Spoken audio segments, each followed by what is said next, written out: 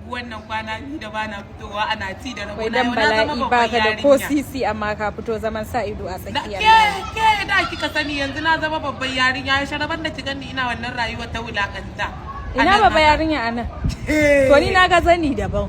Hijabin ma kala biyu ne banda dan kwalin kayo. La ya barke. Allah dan ai zaman tsakar gida da kai. Wala ba batun zaman tsakar gida a harkar nan.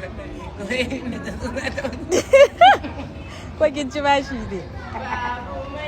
Bashi yawa ka wannan idan nan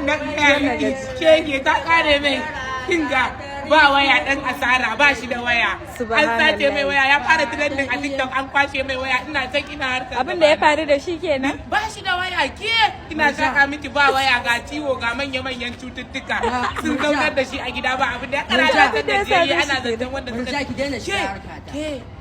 wata bishiyar Allah ba za ki kake waiwaya kina waiwayawa za ta gane da take ko ke kin gakke tsayan jimina ba ka san na jugulma jiki na har rawa yake waiwaya ga ta nan ta tau ashe sai ya miki yar uwar ta saurayin ta ya aura da tai mai wulakan kutuma fura ba da kai gajiyayye ai ana nan kin san kwana bi ga ya miki da dan samu kuɗi ba a gani na area na wuce a ni kuma ai ni zan bada labari na wuce ajiye shi da bai yawa wai ina sa gai bakin gayya ni tunda na zo area ban sa ta ido na sai an jima kin san yanzu ta waye sai bakwai take fitowa zan je in gaya baban idan baki ji ba zan je in gaya baban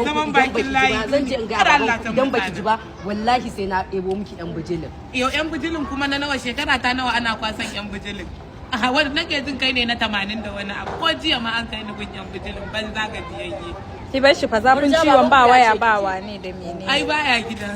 sallau ne Allah ya taimake ki kwana biyu da ya tafiya sai sararawa kike ba tafiya yayi ba cuta kamun ubangiji au na gato illahi na ta ai tafiya yayi ko zazzaban sadi ya lalace ai lara gaskiya ya ji jiki ni bana ta bar shi da lafiya yan baki o wani wa ina labarin sa ba bayi wani